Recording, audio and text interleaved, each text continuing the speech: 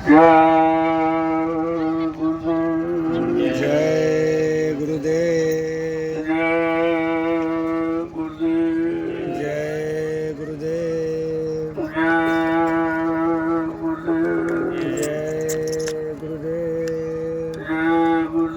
नाम किसका? प्रभु का। जय गुरुदेव। नाम किसका? प्रभु का। प्रभु का प्यारा नाम। जय गुरुदेव। सम्राट दाता दयालु पूज्य स्वामी महाराज, इस मकर संक्रांति के पावन पर्व जो 3 ऋषि कार्यक्रम रखा है,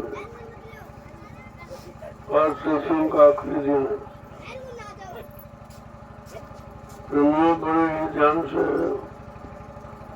बच्चों को सुनो। ये वचन हमें नहीं मिलते। तो कभी कभी जब मालिक की मौज होती है जीवों पर, तो ये दया वचनों की बरसात भी करती है। अब ये इस बरसात में कितने भीगते हैं, कितने नहीं, कितने जागते हैं, कितने नहीं, कितने समझते हैं, कितने नहीं। ये तो जीवों के संस्कार पर नहीं निर्भर। संस्कार महात्माओं के यहाँ बनते हैं और संस्कार उनके यहाँ डाले जाते, बनाए जाते। और कोई जगह स्थान ऐसा नहीं है, कोई तीर्थ या मूर्त, कोई मंदिर मस्जिद गिरजा गुरुद्वारा, कोई ऐसा स्थान नहीं है जहाँ पर आपके संस्कारों को बनाया जाए। और अधिकार महात्माओं के हाथ में। अब उनको जैसी उनकी मौज मर्जी हो जाए, जिन जीवों पर जैसे खुश हो जाए और अपनी मौज फरमाए, और जीव उस मौज के अंतर्गत आ जाए और वचनों को समझ रहे, तो उनका जीवन धन्य हो जाता है। इसलिए ये सत्संग वचन कभी कभी किसी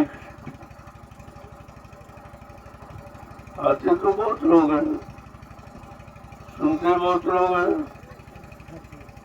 लेकिन समझते बहुत कम, और समझ करके अपने जीवन में उतारते कम है, और उतार कर लगातार चलकर अपनी मंजिल पर पहुंचने वाले तो कोई भी नहीं होते। इसलिए सत्संग वचनों को जब सुनते रहोगे, धीरे धीरे धीरे मन की कालिक कम हो जाती है, मन बुद्धि चित्त पाक साफ निर्मल होने लगते, तब वचनों के समझने की शुरुआत होती है। ये सुनना समझना नहीं है, पढ़ना पढ़ाना ये भी समझना, करना करना। जब करोगे तो आपकी समझ में सब आ जाएगा, क्या अच्छा है, क्या बुरा है, क्या पाप, क्या पुण्य है, क्या शुभ अशुभ है। ये जब समझ में आएगा जब आप करनी पर उतर आओगे। संतमती करनी कुछ अलग है, कालमती करनी हो तो सभी जीव फंसे, और कालमती करनी हो जिसके पास आधार है, काम है, क्रोध है, लोभ है, मोह है और अहंकार, ये काल की करनी का विषय है। इसी काल की करनी में 3 युग निकल गए जीवों को फंसे, बेचारे अभी तक समझ नहीं पाए। उनको यही नहीं मालूम कि काल और दयाल में अंतर क्या, दयाल किसे कहते हो, काल किसे। तो दयाल ने जीवों को समझने का एक आधार बताया, उसके 3 तरीके कि सत्संग करो, सेवा करो और भजन करो। आप जो ये सेवा कर रहे हो ये रात्रि परमार्थी संज्ञान से, इसके बारे में तो कोई जानता है, क्योंकि परमार्थ शब्द बिल्कुल अलग है। स्वार्थ लोग लालच तो लोग जानते और कर करके उसी में फंस गए, लेकिन परमार्थ जब समझ में आ जाएगा तो स्वार्थ से आप बिल्कुल हट जाओ, क्योंकि आपकी समझ में आने लगेगा ये स्वार्थ ये आपका सच्चा साथी नहीं, ये फूल और भटक के जुओं को बहकाने भरवाने से, क्योंकि काल ने जीवों को बहकाने भरवाने के लिए ये रास्ता उसने रखा कि आखिरकार इन जीवों को कैसे भड़का के रखा जाए,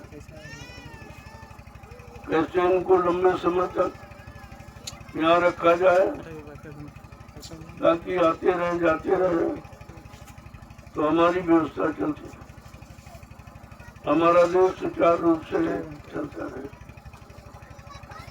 यही उसकी व्यवस्था है।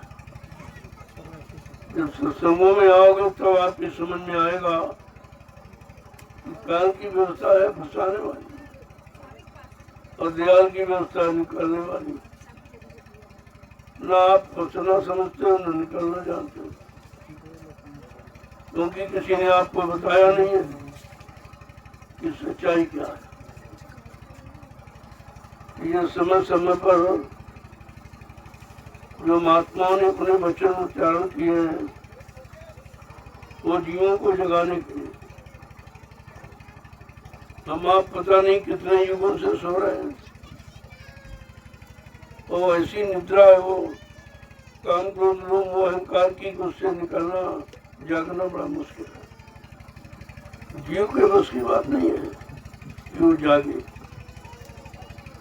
उससे तो कोई जगाने वाला चाहिए और जगाएगा वो जो स्वयं जागा हुआ, स्वयं समझा हुआ हो, जिसने सब कुछ करके देखा और उसका परिणाम भी उसे मालूम, वही आपको जगा सकता है या वही इस प्रकार निद्रा से आपको अलग कर सकता है। इसलिए महापुरुषों ने कहा कि भी अगर जागना है तो सत्संग, सत्संग बचनों से लोग देखते नहीं तो सब सोते। ज्ञानी ज्ञानी वैज्ञानी है कि सो इनको भी नहीं मालूम, क्योंकि अहंकार मान सम्मान की निद्रा में वो भी सो रहे और इस निद्रा ने सबको घेरा है, सबको अपने में फंसा के रखा और आप इससे निकल नहीं सकते। जीव में स्वयं सामर्थ्य शक्ति नहीं है कि वो निकल सके, उसे तो कोई निकालने वाला जो सब तरफ से निकला हुआ निकालने का अनुभव है और जीव कहे कैसे फंस गए उसका भी अनुभव, वो निकाले।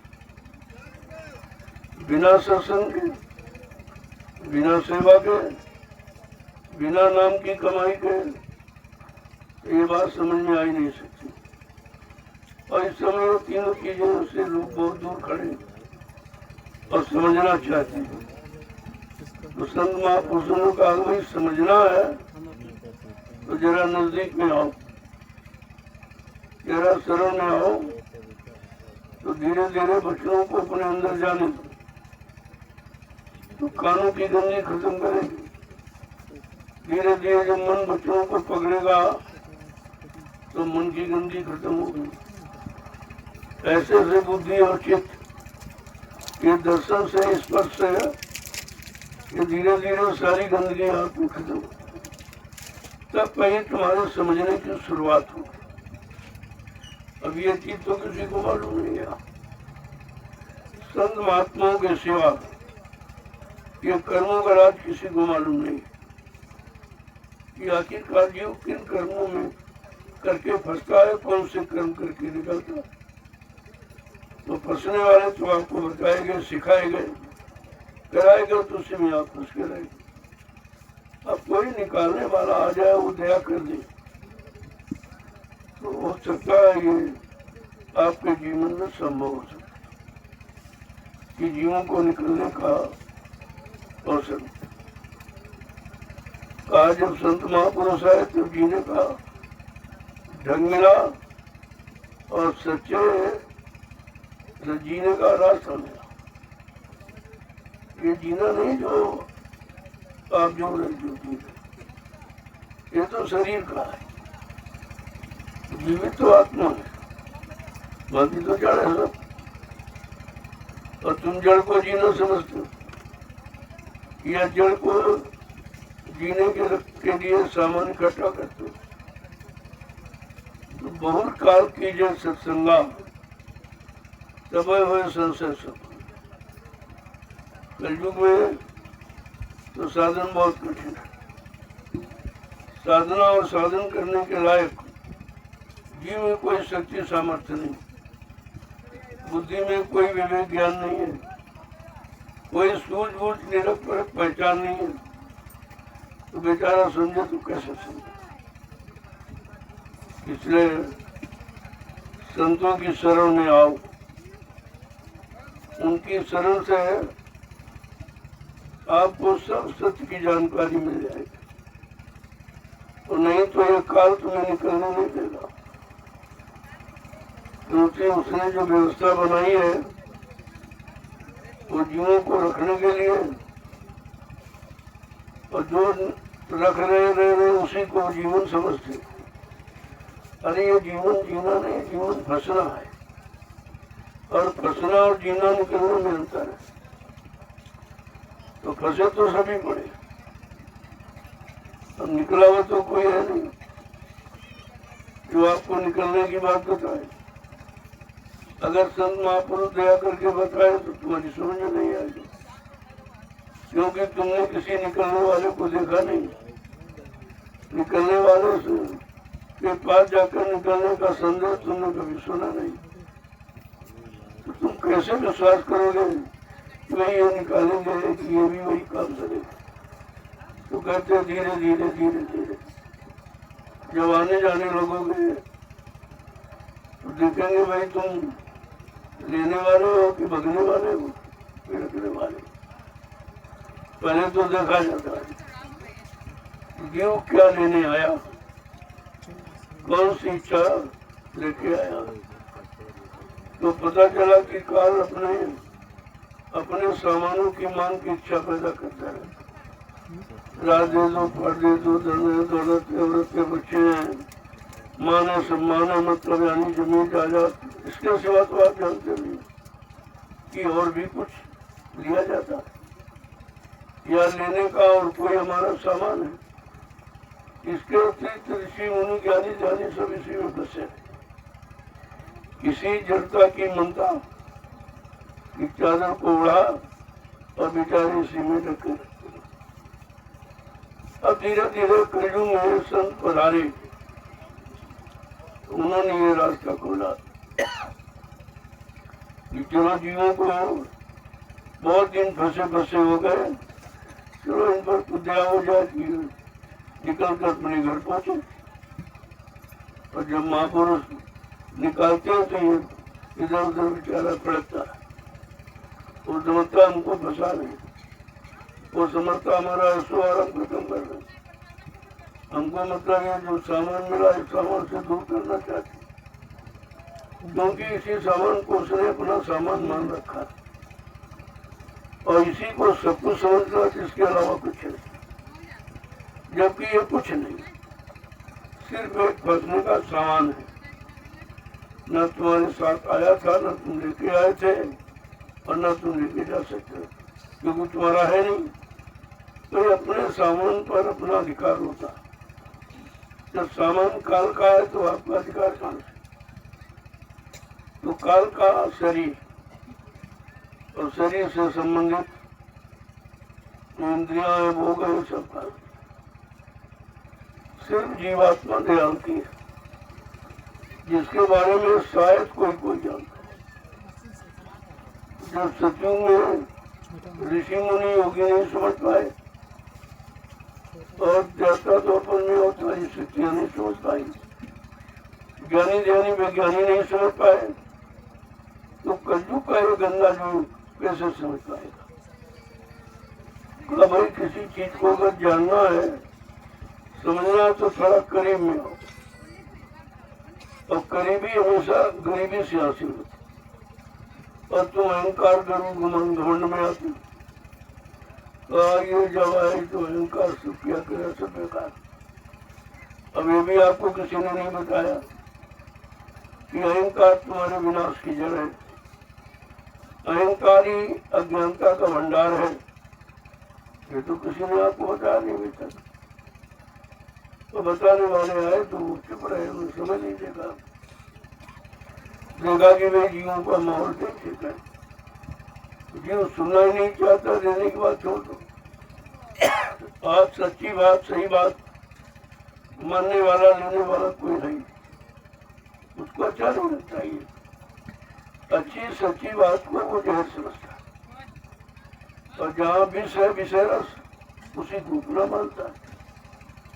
अब इस अज्ञानता को इतनी जल्दी ये करना मुश्किल होता है, लेकिन कोई ऐसा काम नहीं जो आप न कर सको। कब जब तुम करने वाले के पास हो, करना और कराना जो दोनों जानता है उसके करीब जाओ, वो हमारे आप पर दया करके करना सिखा देगा। जब करने लगोगे तब आपको अच्छाई और बुराई का अनुभव हो जाए, और जैसे अनुभव हुआ फिर से आप निर्णय ले लोगे कि हमें क्या करना है, अच्छा करना है कि बुरा करना है, कि पाप करना है कि पुण्य करना है, कि शुभ शुभ करना है। तो कहने का मतलब ये है, बिना संत वचनों के, बिना संत महापुरुषों की संगत के यहाँ सत्य का रास्ता और सत्य को पाना बहुत मुश्किल है। इसलिए कितना समय लग गया। अगर वो दो युग अच्छे थे, अच्छाइयाँ थी उसमें, लेकिन वो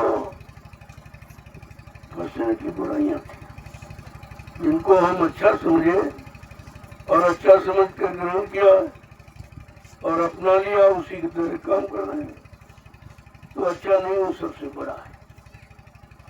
जब ये महात्मा संतों ने कहा तो लोग करे बड़ा उल्टा सीधा बोलते हैं, तो उन्होंने कहा नहीं भाई सीधा तो यही है, तो उल्टे ही पैदा हुए, सर नीचे पैर ऊपर, तुम उल्टे पैदा ही हो, तुम्हारी समझ और सोच सब उल्टी। इसलिए संतों की सही सच्ची अच्छी बात तुम्हारी समझ में नहीं आती, तो आपको समझाना बताना और कराना करना सब कराना चाहते हैं। लेकिन जब विश्वास के साथ आओगे तो आपको करना कुछ केवल उन पर विश्वास करना है, उनकी युक्ति पर विश्वास करना है।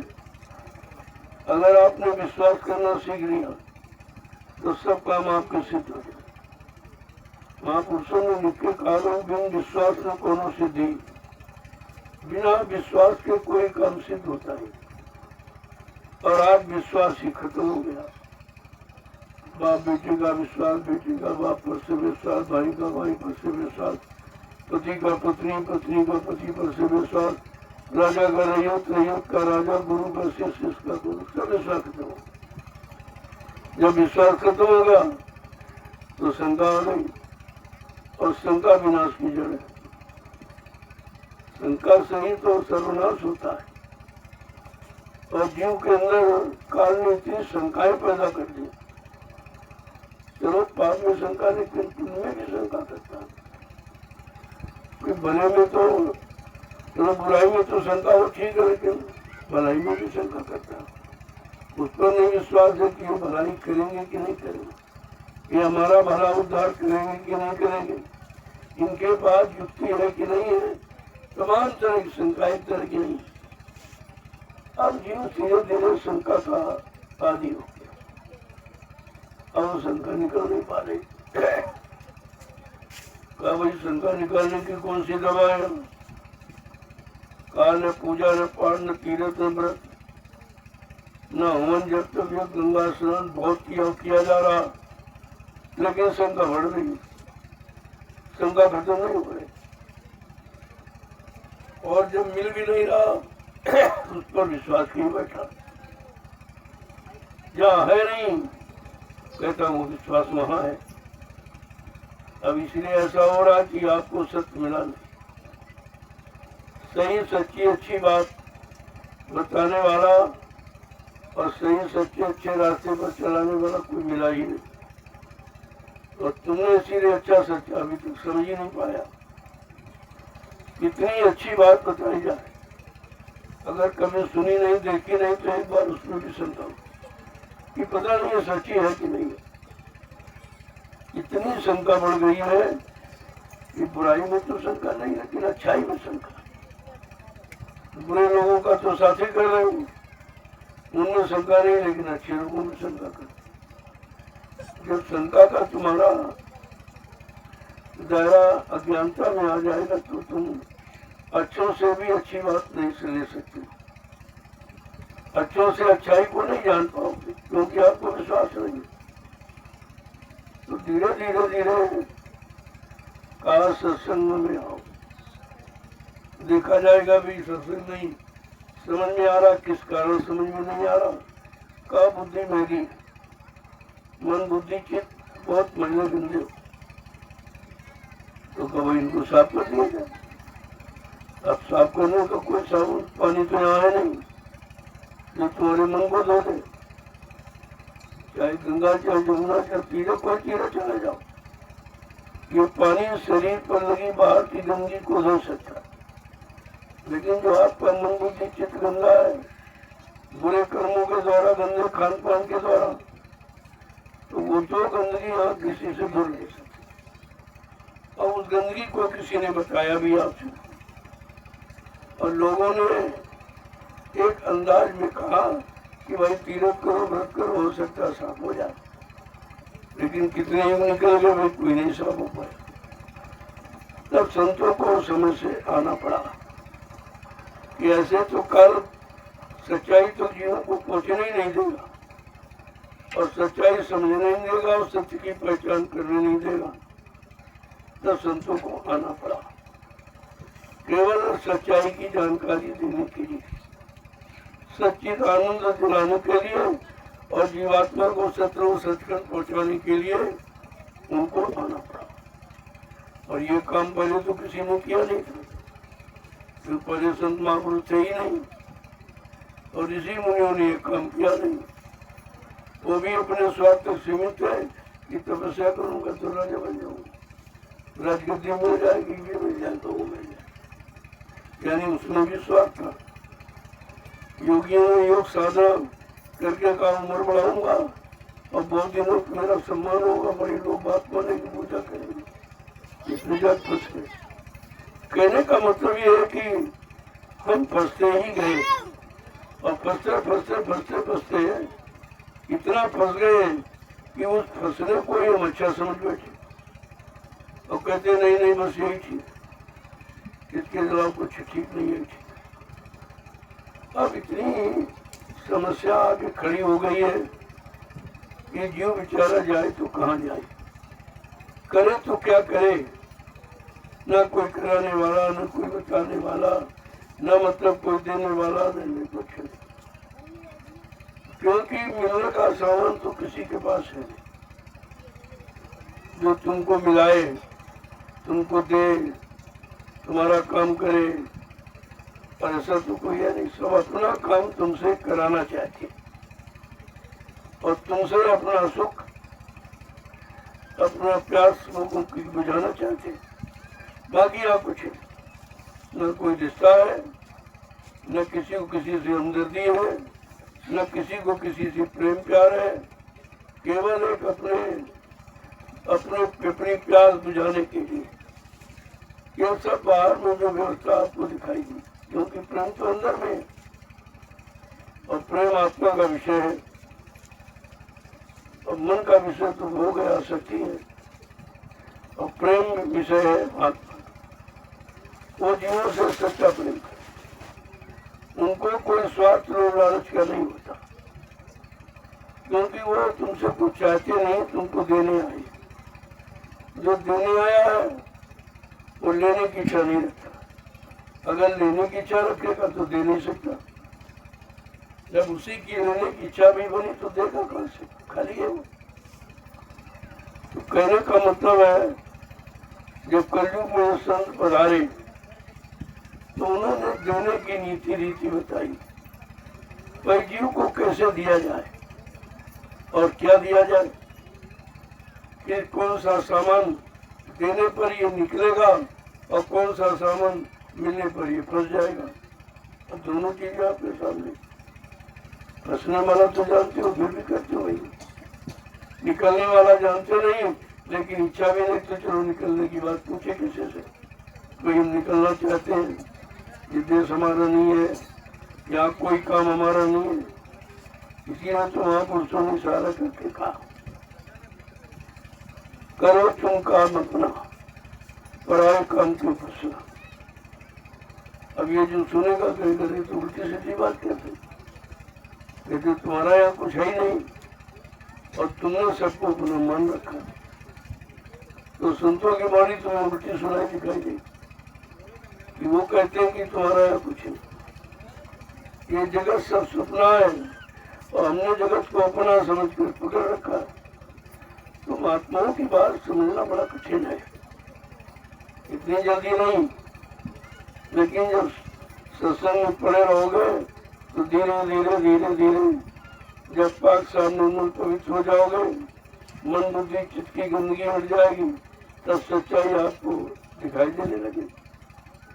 जिनमें आप बुराई देखते थे उन्हीं में सच्चाई आपको दिखाई देगी। कब, जब तुम सही सच्चे रास्ते पर चल पड़ो, सुनने से नहीं, कहने से, वो बताने से नहीं, करने से।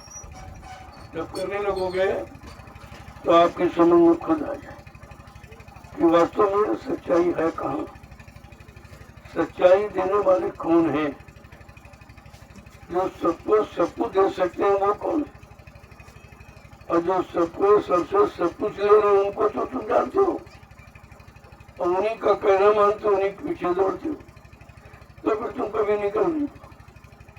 इसके लिए आपको उनका साथ छोड़ना पड़ेगा, यानी अच्छे सच्चे रास्ते पर चलना पड़ेगा, अच्छी सच्ची बात माननी पड़ेगी, संतों के अच्छे वचनों को सुनकर अपने आप को पाक साफ निर्मल पवित्र बनाना पड़ेगा, क्योंकि निर्मल मन जन सो मुई पावे।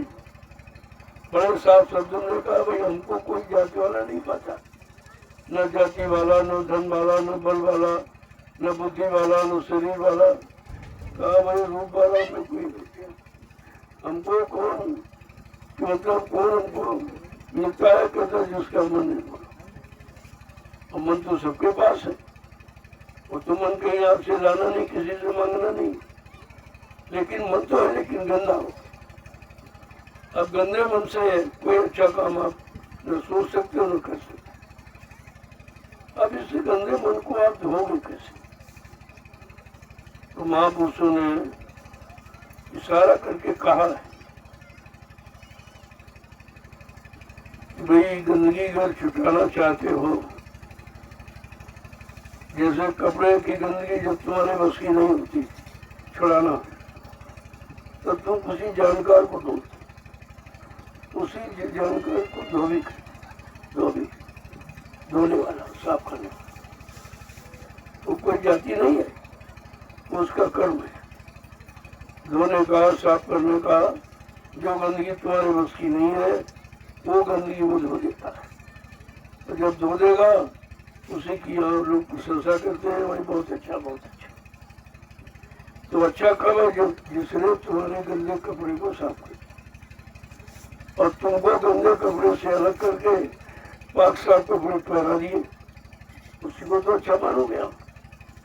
तो यही बात अपने पर क्यों नहीं लागू करते कि हम अच्छे कैसे बने, हमको लोग अच्छा कैसे कहें।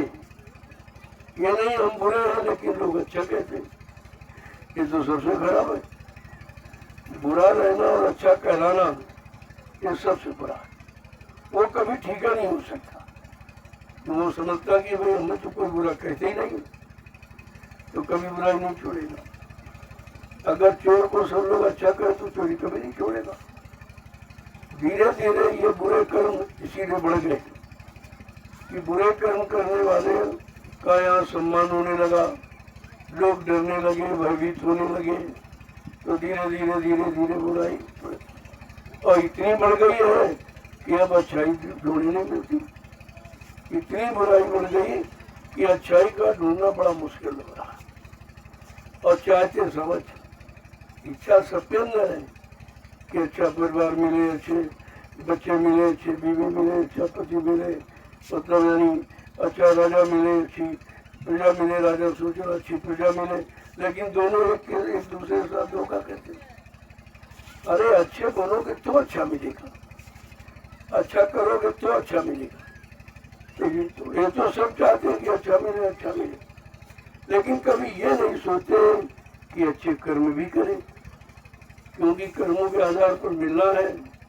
कर्म प्रधान देश का आ गया है, एक मोटी पहचान की हमारा ये भारत देश कर्म प्रधान देश है। यहाँ कर्मों की प्रधानता है, लेकिन वो कर्मों की प्रधानता कर्मों को लागू नहीं कर रहा। कर्म तो बुरे करता है और अच्छा परिणाम चाहता है, ऐसा तो कहीं है ही नहीं। यही कारण है कि सुधार नहीं होगा। सुधार का मतलब यहाँ सुझाव नहीं रहा, संहार रहा। इनको मारो, इनको काटो। तो आपके यहाँ तो 3-3 युगों का इतिहास मार काट कर कितने सुधरे, कितने लोग सुधरे। अरे भाई मार काट दो तो सुधार क्या, वो तो मर गया। सुधार का मतलब वो रहे, उसके अवगुणों को आप निकाल दो और उसे एहसास करा दो। और जब वो एहसास करेगा, अच्छा बन जाएगा, तब कहा जाए कि भाई हाँ ये अच्छा। लेकिन यहाँ संहार को सुधार कहा गया। ये चाहे सतयुग का इतिहास, चाहे त्रेता द्वापर, इनको भगवान माना, अच्छा माना, उन लोगों ने समझा तो किसी ने नहीं पाया, मार काट दिया, उनका जीवन ही खत्म कर दिया। जब जीवन ही नहीं रहा तो समझाओगे किसको? अरे भाई जिंदगी को समझो, जिंदा रहेगा यानी तभी तो आप उसको समझाओगे। अगर उसको मार दिया या मर गया तो फिर कौन समझेगा? इस बात को, इस सत्य ज्ञान को कोई मानने के लिए तैयार नहीं। इतनी ज्यादा खराबी बढ़ गई है कि अच्छी सच्ची बात न किसी को सुनाई देती, न दिखाई देती, न कोई करने को तैयार है, और परिणाम सब अच्छा चाहती। कहती है कि उन्हें दुकान अच्छी चले, नौकरी अच्छी, सब मतलब यानी कोई भी काम ऐसा नहीं जो आप अच्छा न चाहते हो। लेकिन कभी ये नहीं चाहते हो कि जरा अच्छा करें। जब करने से अच्छा मिलेगा, करने से अच्छा होगा, तो हमको कम से कम अपने कर्म भी अच्छे करने चाहिए, ताकि हमको हर अच्छाई का अनुभव हो जाए, हर अच्छाई का लाभ मिल जाए। तो कहते हैं भाई एक दिन में थोड़ी हो जाए। अब 3 युगों में बिगड़ पाए हो, अब तुम अभी कलयुग के 5,500 वर्ष निकले, अभी बिगड़ रहे होगी। अभी सुधरने की बात नहीं है। केवल संत महापुरुषों ने सुधरने का अभियान चलाया, बताना समझाना शुरू किया। अभी कोई अपना नहीं रहा, क्योंकि तुम्हारी पुरानी आदत है गंदा करने की, गंदे खान पान की, गंदे कर्म करने की। तो इतनी जल्दी अच्छाई सच्चाई समझ में थोड़ी आ जाएगी। लेकिन जो सच्चाई दिखाने के लिए और सबके अंदर सच्चाई लाने के लिए जिसने संकल्प किया है, वो तो अपना काम कहीं न कहीं से शुरू कर दिया। तुम्हारे मानने न मानने पर उनकी अच्छाई नहीं चली, वो अपना काम शुरू कर दिया। तो धीरे धीरे धीरे धीरे का जब लोग बुराई से उब जाए, बुरा करने करके से उब जाए, और बुरा करने वाला ये कह दे कि बहुत बुराई बढ़ गई, अब ये नहीं सोच रहा कि हम ही ने की तभी तो बढ़ा है। लेकिन कहने का मतलब महापुरुष कहते हैं, जब बुरा करने वाला, पाप करने वाला पाप से, बुराई से, चोरी करने वाला चोरी से उठ जाए, और चोर भी अपने घर में ताला लगाने लगे, तो समझ लो वो जान गया कि हमारे अलावा नहीं और बहुत चोर है। अगर वो कहें हम ही चोर, तो उसको ताले लगाने क्या जरूरत? लेकिन चोर भी अपने घर में ताला लगा, जबकि चोर वही है। तो ये है समझ कि उसने समझ लिया कि हम ही नहीं तो हमारे जैसे करोड़ों लोग चोर। अब सबको एक दूसरे को शंका, सब अपने घर में ताला लगाने लगे, सबको मतलब यही चिंता हो गई। अब वो ये नहीं सोच पा रहा कि अगर हमने चोरी न की होती तो आज हमको चोरी करने की शंका किसी पर नहीं।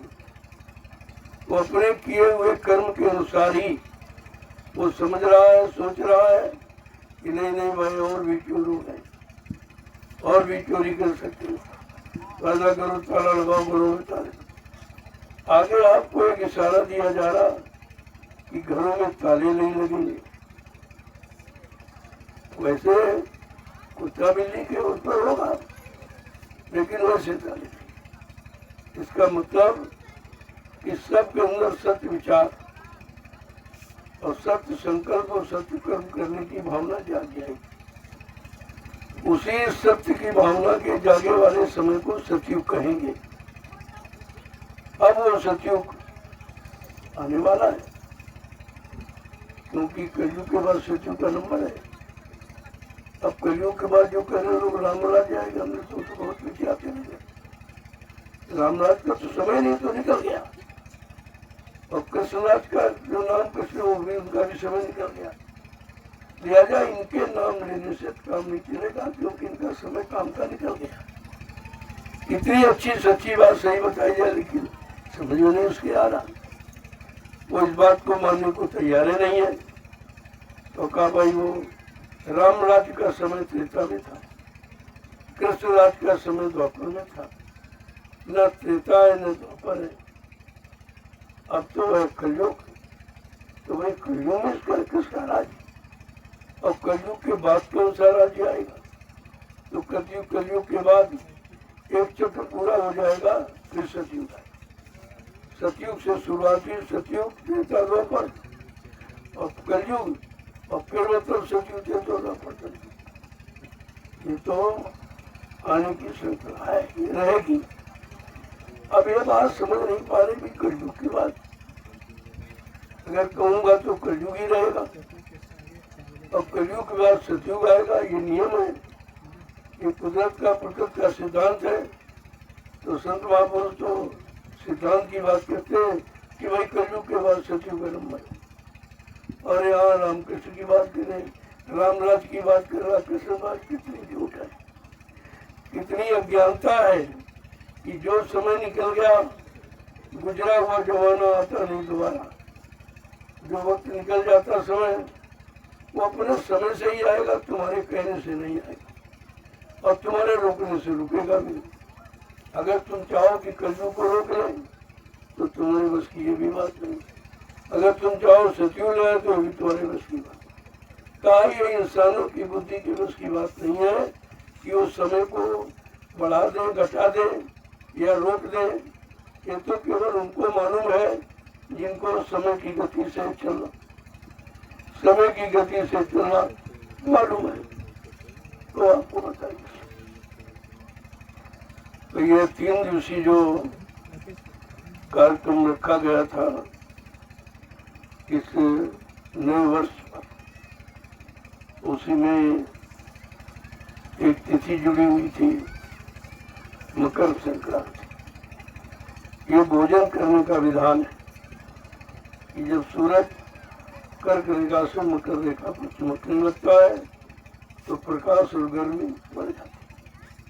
लिहाजा उस समय सर्दी समाप्त होती है और गर्मी बढ़ने लगती है।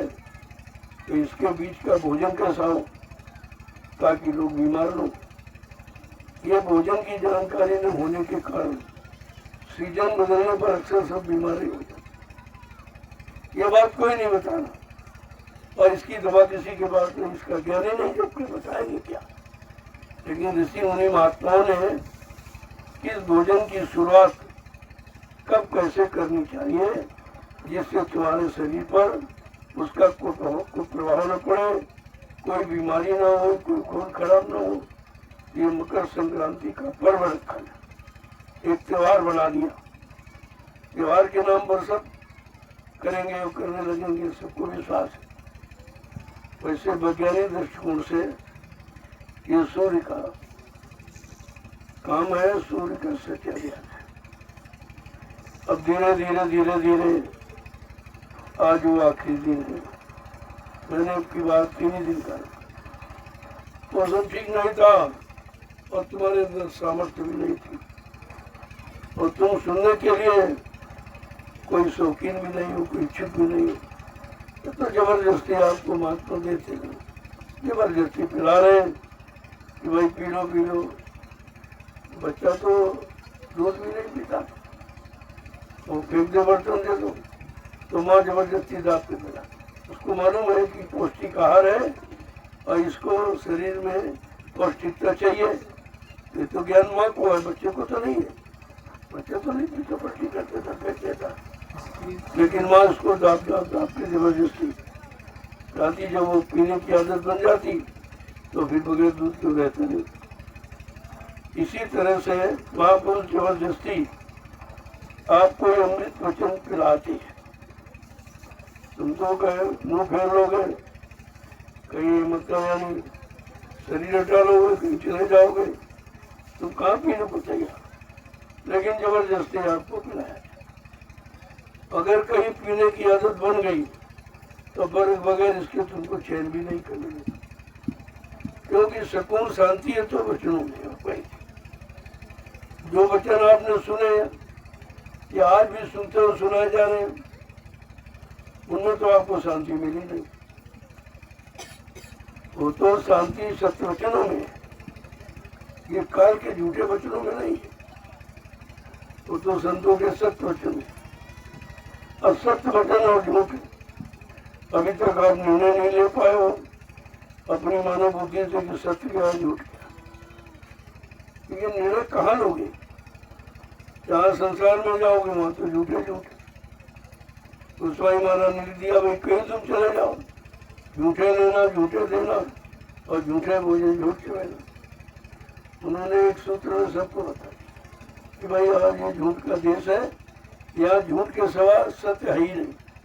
और जब है नहीं तुम तो ढूंढ कहाँ रहे हो, और तुमने जहाँ ढूंढा है वो भी झूठ है। अब तुम झूठ के अंदर सत्य की तलाश करते हो, यही तो सबसे बड़ी अज्ञानता है। और वो इतनी जल्दी न समझ में आएगी, क्योंकि अज्ञानता को आप निकालना नहीं चाहते और सच्चाई को लाना नहीं चाहते, इसीलिए कहते हो असंभव है। वैसे संत दरबार में असंभव शब्द बना नहीं है। यहाँ जो असंभव वही संभव। जब असंभव को संभव करके दिखा देंगे तभी तो आप मानोगे महापुरुष है।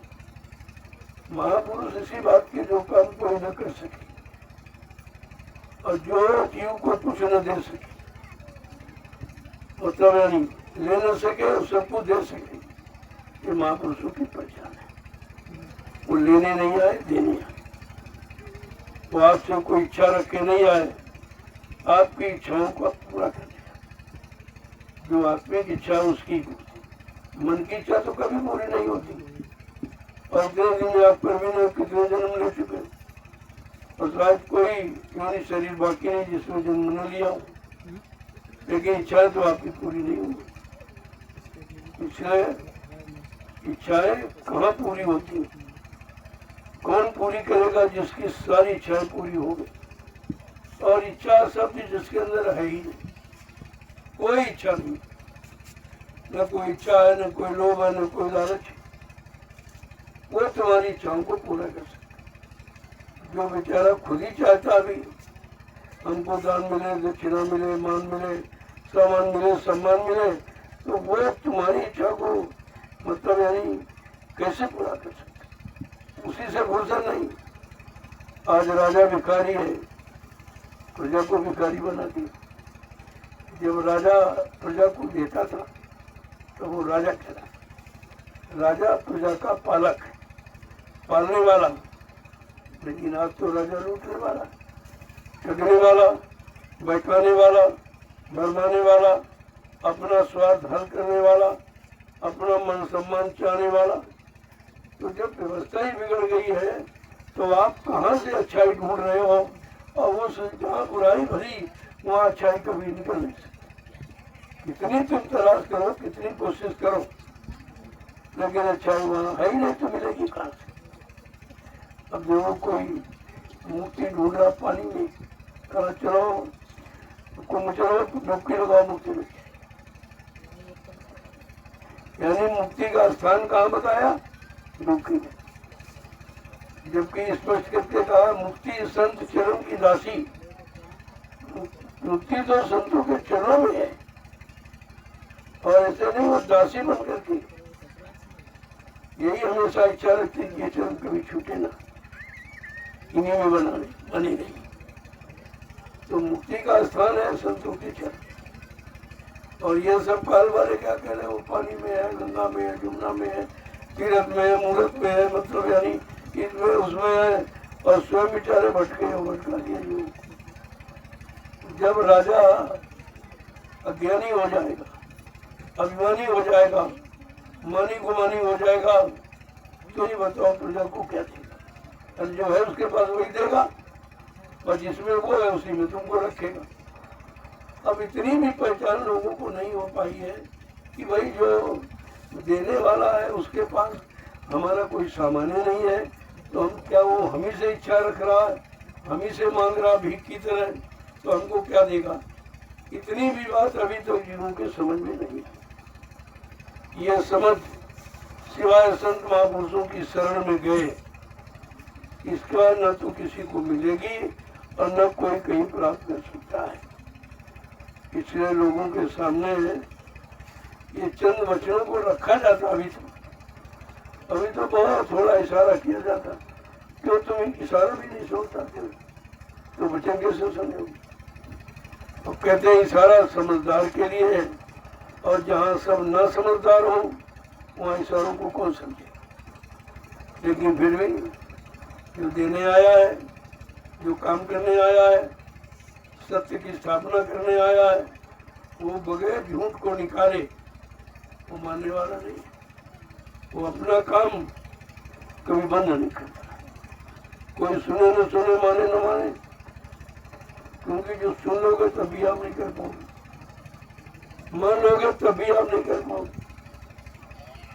तो इसलिए वो जीवों के मानने न मानने पर नहीं है।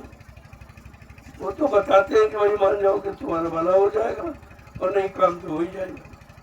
लेकिन काम हो जाएगा तो उस काम का तुमको फल नहीं मिलेगा, क्योंकि आपने किया नहीं, ये नुकसान हो जाएगा। इसलिए सबको बताते हैं, कोई ये न कहे कि आपके पास इतना सत्य आधार था, सच्चाई का, सबकी सुख शांति, तो आपने बताया क्यों नहीं? इसलिए वो जीवों को बताते। बाकी उनका कोई उद्देश्य ये बताने का नहीं, कोई पैसा उनको दे, कोई फीस दे बताने की, ऐसा तो महात्माओं का हल होता है। जय गुरुदेव। देखो आप लोग जो परमार्थी संधान सेवा ये रात्रि की हमें एक अनोखा काम है। किसी को रात में काम करते देखा? हाँ, कोई रात में जो काम करता है उसको डबल मजदूरी, इस लालच में तो कर सकता कि डबल ड्यूटी चले। लेकिन यहाँ तो इस तरह का कोई सामान बांटा नहीं जाता, और फिर भी प्रेमी कर रहे। इसका मतलब है इनको कुछ आंतरिक तलाश है, इनको कुछ अंदर में भूख प्यास है। इसलिए रात में कोई अपना काम नहीं समझ करेगा। कितने सर्दी, सब घरों के अंदर बिस्तरों में ठंडक महसूस कर रहे हैं। ये देखिए नजारा कैसा अनोखा है, ये कोई नहीं, ये किसी की बस की बात नहीं है। यही तो महात्माओं का खेल है, यही तो जीवों के प्रति उनकी एक लीला है, जिसको लोग देखकर भी नहीं समझ पा रहे, और उनको देखकर विश्वास ही नहीं हो रहा। भाई क्या कहते, भाई क्यों कहते, और कितना रोके, लेकिन ये मानने वाले नहीं, क्योंकि जो जाने से देगा, जानेगा वही जिसको अंदर में जना देंगे। और जानकर भी कह नहीं पा रहा क्या दे दिया भाई, क्या दे दिया, लेकिन ये कहना नहीं बना, मैं सेवा जरूर करूंगा। और क्या मिला? कल मिला तो कुछ नहीं है, लेकिन कुछ ऐसा मिला जिसको हम कह नहीं सकते। कल क्या? कल वो दया है। दया न दिखाई जा सकती, न बताई जा सकती। न तुम उसको उसमें से किसी को दे सकते, बंटवारा भी नहीं कर सकते। अब बताइए, ऐसी चीज मिली है जो चोर न चुरा सकता है, न भाई बंटवा सकता है। मतलब यानी वो क्या है, वो है दया। और दया ये वो कहीं रखी नहीं। अब ये रात में जब ये दृश्य देख रहे लोग तो बड़ा चाहते, तो गंगा में डुबकी वाला बोल गए, ये सामने में कि भाई तो वहां तो केवल लोग पड़े खा रहे हैं, वहां का कौन सी तपस्या, कौन सी सेवा करें। या तो सेवा करें तो ये तपस्या है। और ये तपस्या में इनका कोई लालच नहीं है, कोई इच्छा नहीं रखती कि हम ये सेवा करें, हमको ये मिले ये मिले। केवल एक इच्छा है कि आदेश का पालन करें, ये स्वरूप है। अब आदेश पालन तो किसी के पास है नहीं। जब खुद ही नहीं कोई कर रहा, दूसरों से क्या कराएगा। तो कहने का मतलब है कि आप लोग जो कर रहे हो वो इस समय में बिल्कुल अनोखा है। दिन में लोग तो परिश्रम नहीं कर रहे हो, जब ठंड ज्यादा हो, और तुम रात्रि में कर रहे हो, तो कोई जरूर है। लोग देखकर बड़ा आश्चर्य है, लेकिन वो समझ नहीं पा रहे कि मतलब इसके अंदर क्या दे दिया, क्या भर दिया गया। फिर रात्रि में न ठंडक महसूस हो रही, न परेशानी महसूस हो रही, न कोई मजदूरी की चिंता है, न कुछ लेने की इच्छा है, और फिर भी कर रहे हैं। तो बात तो कोई जरूर है। वो जरूर क्या है जो तुम्हारी समझ के बाहर है, आप नहीं समझ सकते। तो प्रेमियों, अब आपकी सेवा का समय हो रहा। अब यह है कि आपको 15 डलिया उठा, 10 अपनी 5 हमारी। तो आपका ये आखिरी दिन सत्संग का जो फल है, सत्संग फल पेखी तत्काला का कोई दीपक को मत, ये तत्काल लाभ। तो हर प्रेमी को चाहिए कि कम से कम इतना तो कर लो, नहीं ज्यादा कर सकते हो, और तुमको लाभ वही मिल जाएगा जो ज्यादा किया कम वाला, क्योंकि ये आदेश पर। अभी तो आपसे केवल सेवा की बात कही गई थी, कोई संख्या नहीं रखी। लेकिन जब संख्या रख दी जाए तो समझ लो ये चीज यानी कुछ देगी, इससे तुम्हारा कुछ बनेगा काम। तो मात्र 15, ज्यादा नहीं। इसके बाद प्रसाद ले लीजिए, चलो भंडारों की तरफ। आपकी सेवा भी हो गई, परमार्थ का रास्ता भी धीरे धीरे तय हो रहा, और दुनिया के लोग समझ ही नहीं पाएंगे, और देख कर भी नहीं समझ पाएंगे क्या हो, फिर भी नहीं समझो करो पहले इशारे। तो 15 डलिया, 10 अपनी डालो और 5 हमारी। हम तो बुढ़े हो गए, अब ये काम नहीं होता था। लेकिन भाई 5 अगर पड़ जाएंगे तो आदेश पालन हमारा भी हो जाएगा।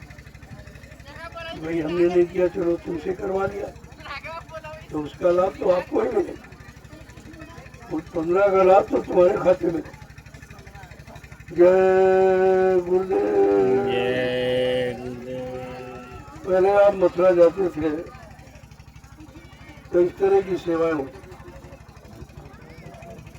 और इससे भी कड़ी सेवा, क्योंकि जो बीच में गए उनको तो नहीं मालूम पहले कैसे, क्योंकि आश्रम तो था नहीं वहाँ, केवल जंगल था कटीला, कुछ नहीं था। जब कुटी के निर्माण की बात आई तो प्रेमियों ने बहुत मेहनत, एक कुल्हाड़ी, एक फाड़ा, एक खुरपी और रसिया, कितने लेके जाते थे, क्योंकि एक छोटा वाला बेर होता जब झरबेरी का, वो उसकी जड़ बहुत नीचे था, 3-3, 4-4 फुट नीचे। कभी तो जंगल में हरी भरी रहती, उसको खोदना जड़ से निकालना। अब सोचिए आप कितनी मेहनत की गई होगी तब इस आश्रम की नींव, और वो आश्रम जनी चोखा। आश्रम कोई अभिजनितों का, कोई अपने निजी हित का या किसी व्यक्ति के हित का नहीं, ये जनितों का। और आपसे कि सारे में कहा भी गया था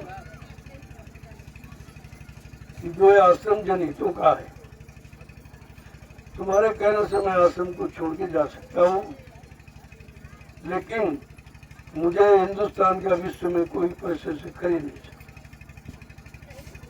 ना कोई खरीद सकता है, ना कोई मार सकता, ऐसा कोई सामान नहीं बना।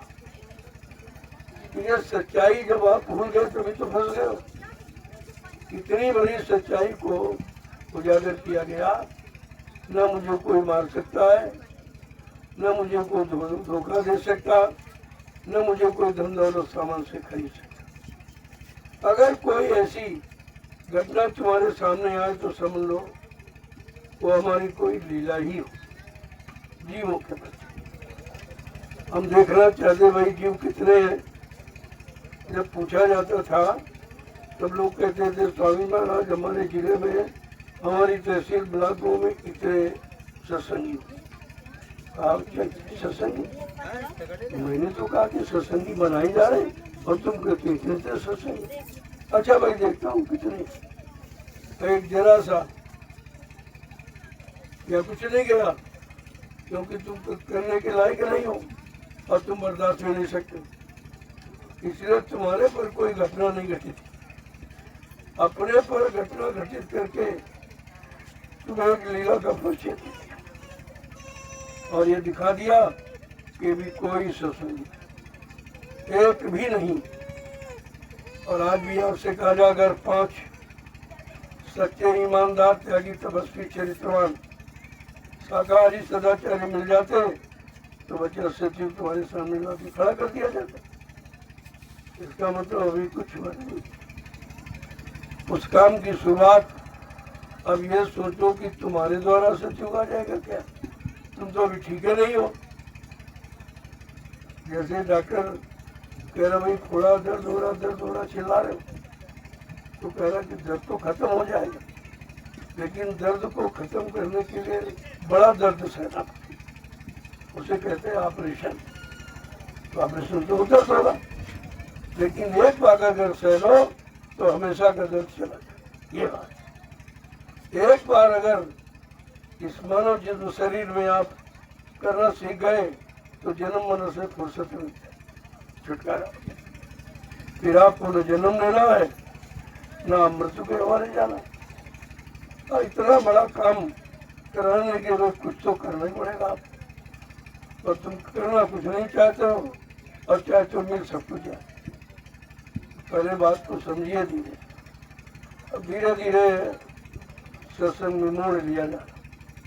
अब फिर से चर्चा शुरू हो गई है। पहले शुरू हुई थी, बीच में देखा कि लोग नहीं भाई समझ पा रहे, कहते ये परेशानी, ये परिवार की परेशानी, तकलीफ है। तो कहा अच्छा चलो पहले तुम्हारी व्यवस्था ठीक कर दे। जब व्यवस्था ठीक करने की योजना बताई दूरदर्शी, तभी तो शंका में चले गए। तो बाबा जी तो राजनीति की बात करने लगे। तो तुम कहाँ व्यवस्था चाहते हो? और ठीक कर, व्यवस्था ठीक करने का एक ही अस्त्र है, वो है राज्य में नीति। राजनीति कोई गलत शब्द से नहीं है। राज्य में नीति है, राज्य में सत्य है, राज्य के अंदर मतलब सुरक्षा है, रोजी, ये सब चीजें आ जाए तो उसको कहते हैं राज्य में नीति आ। इसलिए राजनीति 2 शब्दों से, राज का संबंध राजा से और नीति का संबंध गुरु से।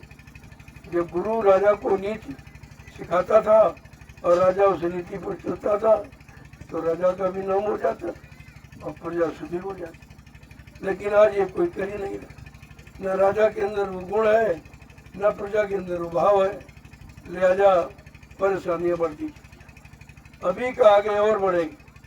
अगर संत महापुरुषों के वचनों को न माना तो आगे वो दिन आपको देखने को मिलेंगे कि रात दिन रोते रोते गुजरेगी और कोई चीज आपको मिलेगी, क्योंकि आपने 2 चीजों का दुरुपयोग किया, अन्न का दुरुपयोग और पानी का।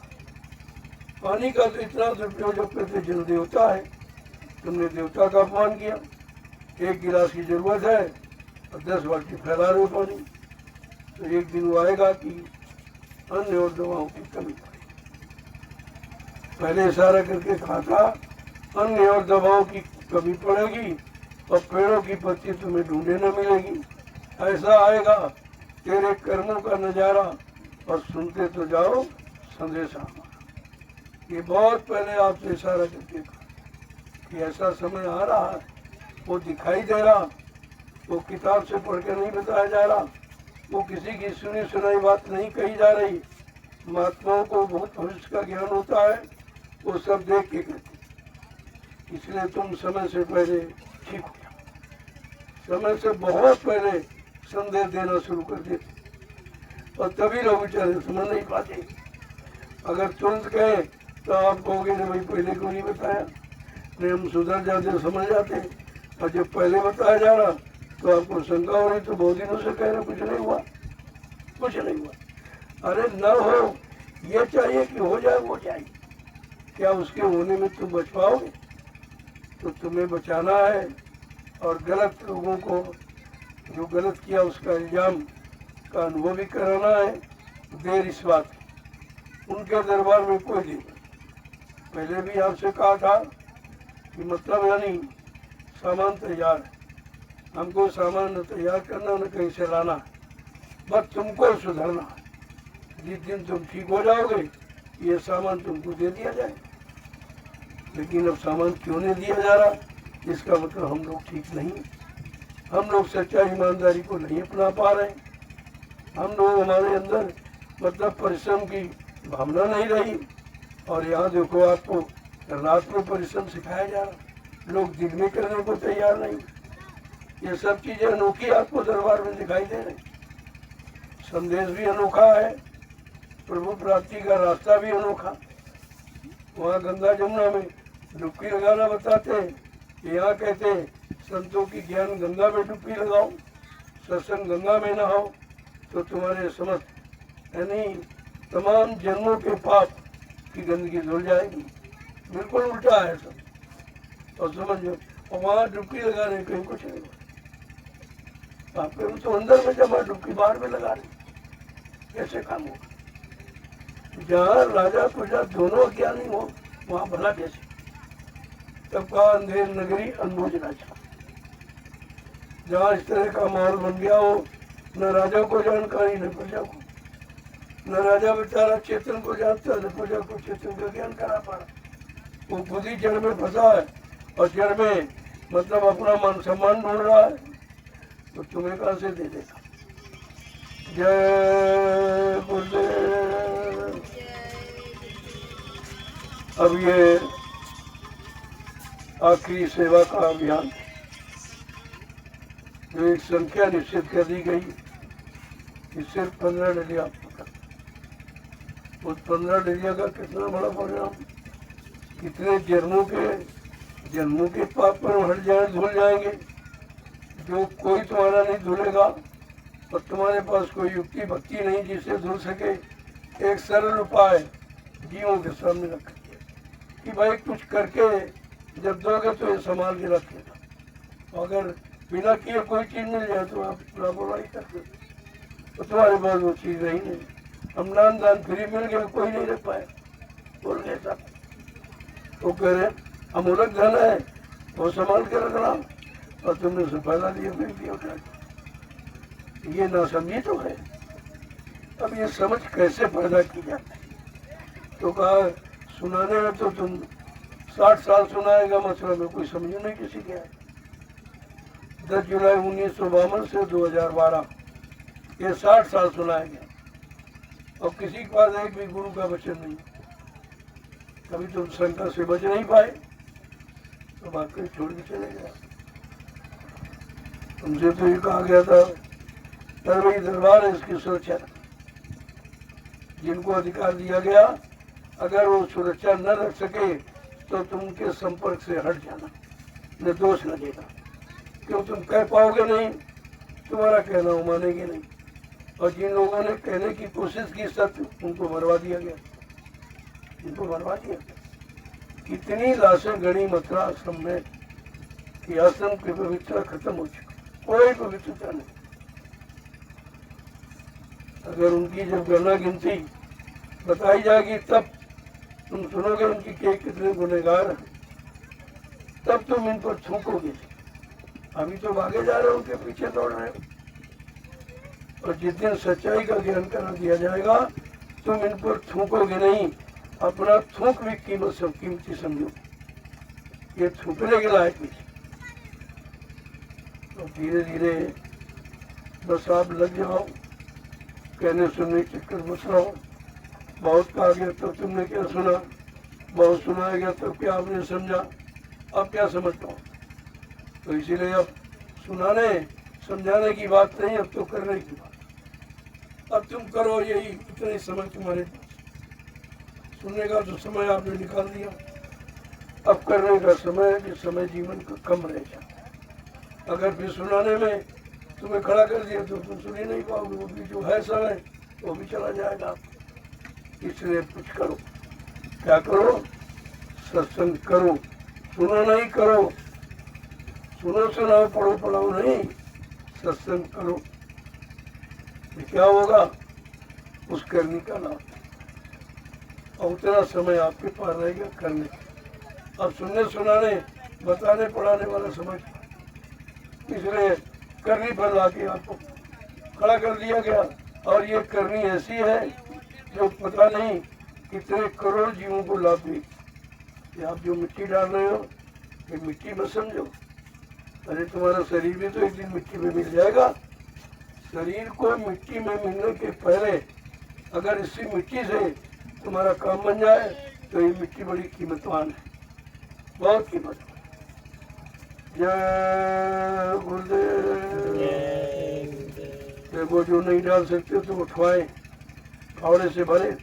सबका शामिल ऐसा नहीं है। इस दरबार में तो बहाना तो तुम चला ही नहीं सकते, हमारे पास बहुत उपाय, कोई ना कोई चीज बता दूंगा। कहा था भाई जो नहीं सेवा कर पा रहे, जो कर रहे इनको पानी पिलाओ, जो डेलिया जहाँ डाल देते वहां से बराबर करो बैठ कर, इधर तो कर ही सकते हो। यहाँ बहाना नहीं चलने वाला किसी का। ये दरबार ऐसा है, तुम्हारे लायक कोई न कोई सेवा यहाँ जरूर है। कई जो प्रेमी नहीं कर पा रहे रात में ड्यूटी दे रहे, तुम्हारी रखवाली, आश्रम की रखवाली, आश्रम की व्यवस्था की रखवाली, ये भी बहुत बड़ी सेवा है। ये रात्रि सेवा ये कम महत्व की नहीं है। और उसमें भी मैंने आपके लिए सहूलत कर दी कि भाई 5-5 आदमी 2-2 घंटे का समय दो। 10 बजे तक तो लोग जगते ही। जब मैंने देखा कि वे लोग शाम को खा गए सो गए, खा गए सो गए, तो घर में भी करते थे आप, फिर आश्रम की बात क्या हुई। तो मैंने कहा नहीं, थोड़ा भोजन का समय बढ़ा, अब 11 बजे तक भोजन, हम आप देखो भोजन करा देते जग रहे। फिर इसके बाद देखा फिर भी लोग कुछ कहते हम शाम को खाते ही नहीं हो, फिर सो गए वो। तो हमने कहा भाई 10-10, 15-15 लोग बैठ करके अपने टेंट राउटियों में मिलकर प्रार्थना पाठ करो। जब तुम प्रार्थना करको सुमरन करके सो गए तो ये शिकायत नहीं करो कि हमको स्वप्न गलत है। स्वप्न गलत उसी के आते जिसकी दिन भर की रहनी गहनी गलत है। कभी इसके साथ इसकी निंदा, इसकी बुराई की, इसका भला बुरा मतलब, ये तो करते ही रहते हो। वही तुम्हारी दिन भर की करनी रात में मन को दिखाई जा रही, देख तूने ये किया, तूने ये। अब तुम घबरा रहे हो, परेशान होते हो। तो कहा भाई 10-15 लोग मिलकर बैठ करके प्रार्थना करो, उससे क्या होगा, तुम्हारा मन धीरे धीरे शांत। जब रोज वचन तुम्हारे कान में डाले जाएंगे तो एक न एक दिन मन उन वचनों को अपनाने के लिए मजबूर हो जाएगा। ऐसा तो नहीं मानेगा, लेकिन रोज वही बात रोज, तो यही सोचेगा अरे चलो भाई रोज सुनना ही है और बैठना ही, चलो कुछ करना शुरू करें। धीरे धीरे करने लगते। ऐसे ही गंदी आदतें छूट जाती है और अच्छी आदतें आते। अब धीरे धीरे लोग 12 बजे 1 बजे तक जगने लगे, अपने आप पैदा हो रहा। और जो लोग हैं, जो टोली आ रही है सारे हिंदुस्तान के प्रांत जिलों से, जो टोलियाँ आ रही वो सब रात्रि में जागरूक, उनकी ड्यूटी लगा दी। जो भाई रात भर ड्यूटी करे तो अपना दिन में सो ले, वो अपनी सेवा दिन में पूरी कर ले, रात भर उनके लिए है।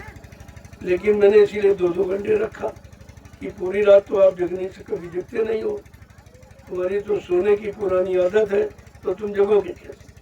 तो मैंने कहा भाई 2-2 घंटे, तो 10-11 बजे तक तो लोग वैसे भी जगते। अब तो प्रार्थना पाठ का एक रास्ता निकाल दिया, उसमें 1 बज या 1:30 बज जाता, तो अपने आप ही पूरा समय करना लगा। जो यहाँ रह रहे हैं तेरा भी क्या, तुम्हारे पास कोई काम नहीं, तुमको अपना समय भजन में देना चाहिए, भजन। और दिन में सेवा हो तो लोगों को बताओ भाई कहाँ फावड़े हैं, कहाँ सामान है, कहाँ क्या, इनको समय से दो, ताकि ये एक दिन के लिए 1 मिनट के लिए बेकार न, नहीं तो तुमको दोष लगेगा कि तुम करते भी नहीं हो। जो लोग टोली बना के करने आए तुमको सामान नहीं दे पाए तो आपको दोष लगेगा।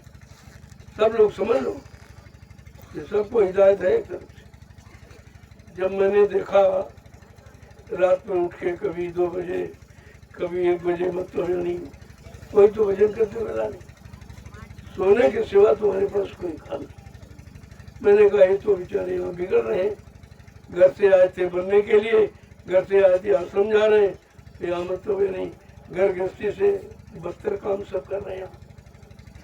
तो मैंने इस मकर संक्रांति के पावन पर्व पर और 2025 वर्ष में मैंने एक संकल्प लिया है और मैंने कुछ नियम बदल दिए। वैसे पहले भी थी, जब मथुरा लोग जाते थे तो अपना अपना राशन और अपना नाश्ता, अरे यहाँ तक के लोग बिस्तर में लकड़ी भी बांध देते थे और अपना उल्ला बिछाना सब, न कोई भंडारा, न कोई मार्केट दुकान थी, न कोई टेंट हाउस दे रहे थे। तो बाद में जब लोगों ने कहा नहीं नहीं हम भाई खर्चा दे देंगे, हमारी व्यवस्था हो जाए, तो किराए मंगा लिया जाए, कहीं मथुरा से, कहीं आगरा से, उधर राजस्थान से, जगह के हरियाणा से ऐसे आ जाते थे और तुम उनका बना किराया देते थे और वो बना समय चले जाते। लेकिन ये भी तो संगत का नुकसान है। तो घर में क्या कोई तुम जनरौटी में ही रहते हो? तो कहा नहीं, 4 मीटर मुंजामा होने का 4 मीटर बिछा, यह शुरू से आदेश है और आज तक तो तुम इसका पालन नहीं कर पाए अभी तक। ये तो सब बहुत पहले से आपको बताया गया। और कहा जो अपने साथ में अपना थाली लोटा गिलास ले जा, शुद्ध पात्र और शुद्ध भोजन और स्वच्छ भजन बनेगा आपका। लेकिन आप ये कुछ करते ही नहीं। ये प्लास्टिक सबसे गंदी है, कूड़ा, जिसमें आप भोजन करते हो, इसलिए तुम्हारे मन में विकारी पैदा होता है। ये आराम नहीं है, ये मन हराम है, हरामी कर रहा है, ये खराब हो गया। इसलिए अपना थाली लोटा, पहले ये सामाजिक दंड था। कोई बुरा काम लोग समाज गांव में करते थे, कहना इसका थाली लोटा बंद, इसका हुक्का पानी बंद करो, ये सजा थी। तो आज तो तुम्हारी थाली लोटा ही नहीं, तो बंद क्या किया? थाली लोटा का महत्व नहीं, तुम तो खाया हो, पत्थर फेंक दिया उठा के। एक एक संगत में 1-1 लाख रुपए के पत्थर बर्बाद हो जाते थे। ये संगत का नुकसान था। मैंने नुकसान को देखा, कहा भाई कुछ स्वावलंबी बनो, अपना बर्तन रखो, अपने बर्तन को रखो, अपना लोटा रखो, पानी भर के ले जाओ, बैठ के तो पानी की सेवा कम से कम दूसरे की नहीं लोगे आप। लेकिन जब तुम सब सेवाएं ले रहे हो और तुम उनका पूरा काम से करो, कहाँ इतना तुम भजन करते हो, कहाँ इतनी सेवा करते हो, या दूसरों की सेवा लेकर आप उनकी पूर्ति कर दोगे? ये तो कर्जा चढ़ रहा आपका। जब देखा कि उन बच्चों का प्रभाव नहीं हो रहा, तो मैंने कल सत्य कर दिया कि हमारे यहाँ भंडारे नहीं चले। पहले भी भंडारे नहीं थे और बीच में सुविधा दी गई और सुविधा में तुम बिगड़ गए, लापरवाह हो गए, लिहाजा हमको बंद करना पड़ रहा है। भंडारा है जो यहाँ पर रह रहे, जिनका स्थायी निवास आश्रम पर है, उनके लिए भंडारा है। वो भी सेवा करेंगे तो ये भंडारा, ये रोटी सेवादारों के लिए। पड़े खाओगे तो कर्जा लाद के चले जाओगे। कितने जन्म अभी आपको और लेने पड़ेंगे तो कैसे मुश्किल से अदा कर पाओगे आप। इसलिए मैंने ये सब बंद कर दिया। जो लोग स्थायी रूप से रह रहे हैं या उनके परिवार रहते हैं तो अपने परिवार वालों को सेवा दो कि वो भंडारे चली जाए और रोटी आपके लिए बना के ले आए, तो वो सेवा उनको मिल जाएगी। घर वाले तुम्हारे सब लाभेदार तो है। ये धीरे धीरे व्यवस्था 26 जनवरी से लागू हो जाएगी। अभी तो ये पर चल रहा, कोई बात नहीं। 26 दूसरी बात, थोड़ा गेट पर अभी तो कुछ व्यवस्था नहीं, भी गेट नहीं बन पाया है। जब गेट बन जाएगी तो एक झोपड़ी रहेगी, उसमें 2-2 घंटे की ड्यूटी रहेगी। उनको एक रजिस्टर दिया जाएगा, जो भी व्यक्ति आए उसका नाम पता सभी, आधार कार्ड ले लो और ये देखो कि उनके साथ कोई परिवार का आया कि नहीं, अकेले नहीं है, अपने परिवार के साथ। तो कम से कम तो परिवार की जिम्मेदारी, परिवार की जानकारी में होगा अच्छा बुरा, पहली बात। दूसरी बात, उससे ये पूछो और लिखवा लो कि आप कितने दिन सेवा करेंगे।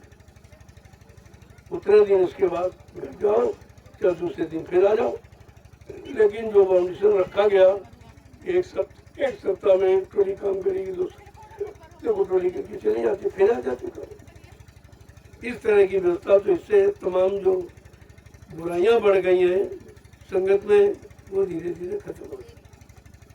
बहुत बुराई बढ़ गई, एक तरह की नहीं। और सबसे बड़ी खराबी तो चरित्र की, एकदम चरित्र खत्म कर दिया। आश्रम की तुम्हारी तो कोई मर्यादा है ही नहीं, लेकिन आश्रम और गुरु की मर्यादा तुमने धोखे पी ली। लिया जाइए, इसलिए करना पड़ेगा। तीसरी बात, सेवा।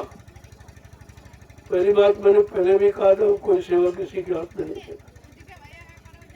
या तो आप सीधे आश्रम आते हो तो ले आओ, नहीं जिनको आश्रम से चयनित किया जाए उनको रजिस्टर दिया जाएगा, साइन करके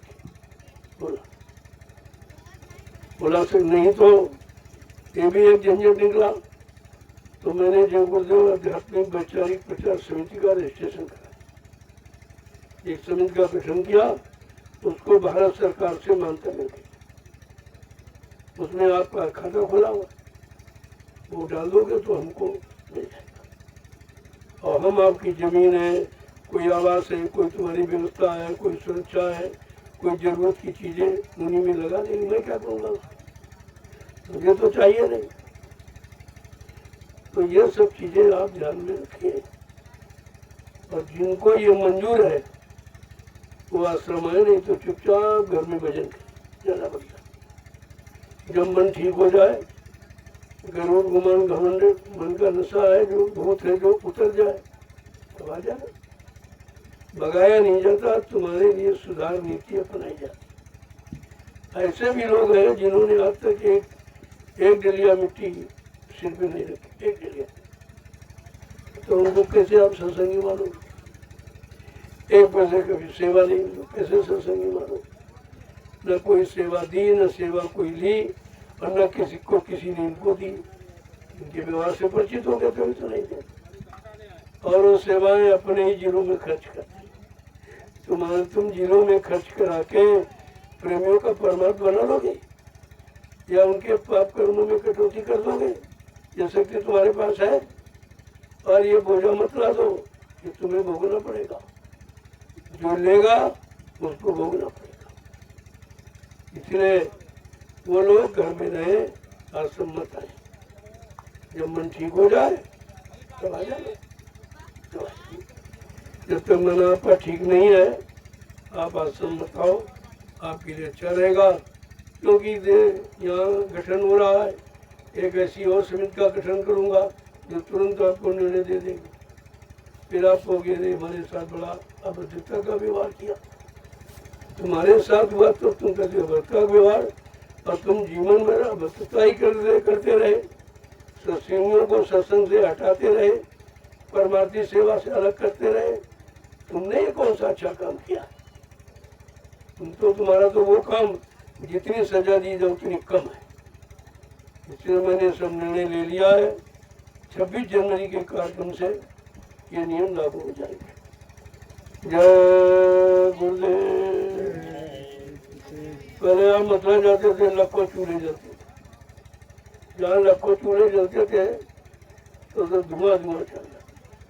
ये उसका और इसका प्रभाव कोयले का बिल्कुल नहीं पड़ता। गर्मी रहती थी पूरे मेले में, और जो आसपास के गांव के लोग उनको रोजी मिल जाती। वहाँ जो 3-4 गांव हैं, मोरी है, पताकेड़ा है, नगरा है, तो ये लोग पूरे साल केवल कंडे ही बनाते थे, उपले, गोबर के उपले करने। और जब 3 बड़े बड़े कार्यक्रम होते थे राष्ट्रीय, तो पूरे साल की आमदनी उनको खर्चा उनका निकल जाता, इतना उनको मिल जाता। और जब तुम कंडे उपले खरीदते थे, लकड़ी खरीदते थे, आटा चावल दाल सिर पे लाद के ले जाते थे, तब तुमको पता चलता कि रोटी कैसे बनती है। यहाँ हमने सब सुविधाएं कर दी, तुम बौखला गए, कुछ नहीं करते। और 60 साल के हो गए, मतलब काम करने लायक नहीं हुए, बहू बेटे ने निकाल दिए तो आश्रम में आके ठीक है।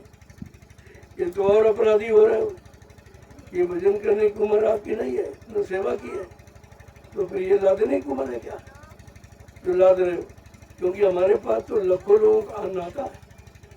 इस अन्न को खा के पचाना बहुत मुश्किल। भजन करे तो उभरे, नहीं तो खाने आँख। इतना भंडारे की रोटी इतनी खतरनाक, और वो इनकी बस की बात। ऐसी ऐसी बुढ़िया बड़ी जो बेचारी चल नहीं पाती, बता सेवा करने आई, तो सेवा करें। इनकी कोई सेवा, बीमार हो जाते उनको दवा दिलाओ, मर जाते उनका संस्कार करो। घर वाले आते भी नहीं कि ऐसा न कि बाबा जी चार्ज कर दे कि तुम्हारा बुढ़ा बुढ़िया यहाँ इतने साल रहे, कुछ खर्चा दीजिए। वैसे ये काम यहाँ किया नहीं जाता, लेकिन तुमने ये किया क्या?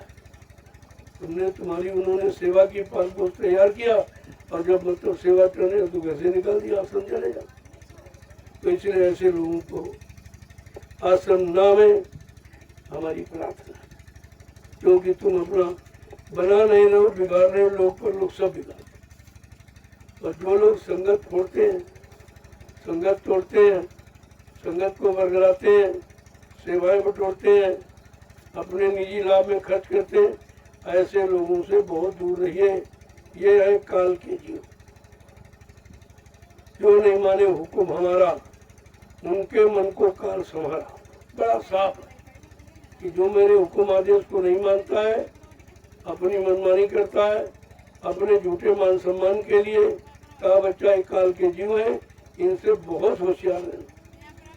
इनका कभी साथ मत करना, इनका कहना मत मानना, इनको कोई सेवा मत देना, नहीं तो आप परमार्थ से खारिज हो जाओगे, खारिज हो जाओगे। इस बात को बराबर ध्यान में रखिए। आज आखिरी सत्संग आखिरी दिन है, इसलिए मैं फिर आप दोहरा दिया। और जब भी आओ, अपनी एक प्लास्टिक थैली में खुरपी लेते आओ। खुरपी एक औजार आपके पास रहेगा। सब्जी काटना है, फल काटने खाना है, या 4 गड्ढे खोदे, 4 लकड़ी लगाए, ऊपर से मुंजा 4 मीटर वाला पानी डाल दिया, तो उस पानी से बचो, नीचे बिछा दिया। अपनी व्यवस्था खुद करो तो तुम्हारा भजन का बंटवारा नहीं होगा। जो सेवा करेगा वो लूट लेगा। मैंने कहा भाई 100 आदि जाना है, तो पूछ लो भाई किधर पशुओं के लिए और किधर महिलाओं के लिए। तो अपनी खुरपी लेके चले आओ, दूर एक गड्ढा खोदो, एक दिन खोदना, रोज नहीं, और दिशा मैदान करो, पैर से मिट्टी खिसका दो, तो गंदगी बंद हो गई। तो कहीं प्रदूषण नहीं होगा और किसी तरह का 1 पैसे का खर्चा नहीं। यह सफाई का स्वच्छ अभियान है। एक दिन सारा हिंदुस्तान हमारे स्वच्छता के अभियान को याद करेगा, 1 पैसा खर्च नहीं।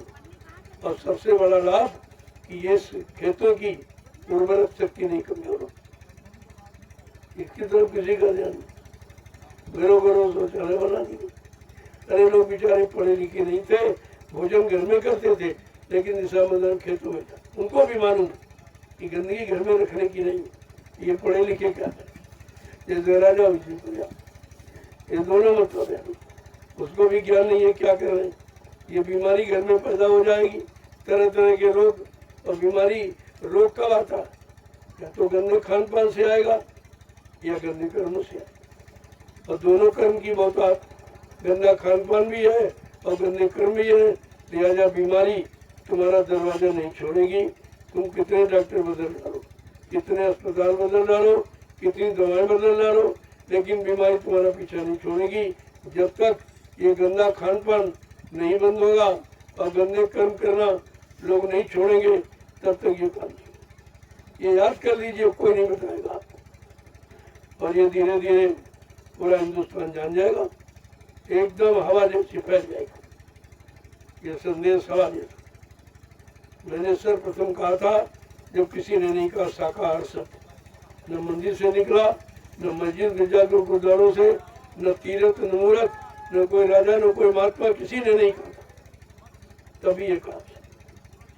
और दूसरा, फिर 15 सितंबर 2023 को मैंने घोषणा की थी, अगर आप सच्चे भारतवासी हैं तो अपनी पहचान, भारतीयता की पहचान आपकी वेशभूषा है, जो ऋषि मुनि महात्माओं की देन है। कुर्ता है, धोती है, कमीज है, पैजामा है, सदरी है, टोपी है, पगड़ी है और लंगोटी है, यह आपकी पहचान है। अपनी पहचान बना के रखो। इस पर भी किसी के नहीं पढ़े लिखे अनपढ़ सब एक ही रास्ते में बहे चले जा रहे, कुछ नहीं जानो को। अगर हिंदुस्तानी हो तो अपनी हिंदी भाषा, ये तुम्हारी पहचान है, तुम्हारी मातृभाषा है, उसको प्राथमिकता दो। हिंदी और संस्कृत दो भाषा, इसके अलावा कोई भाषा नहीं, दो भाषा, ये तुम्हारी पहचान।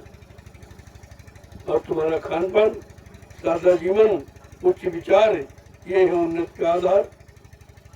आपका भोजन, क्योंकि तुम्हारा देश प्रकृति की गोद में, प्रकृति ने बिल्कुल सुरक्षित रखा था, लेकिन आपने अपने देश का खान पान, अपनी धार्मिक भूमि पर जो पैदा होता था वो सब खत्म कर दिया, सारे हिंदुस्तानी बीज खत्म कर दिए।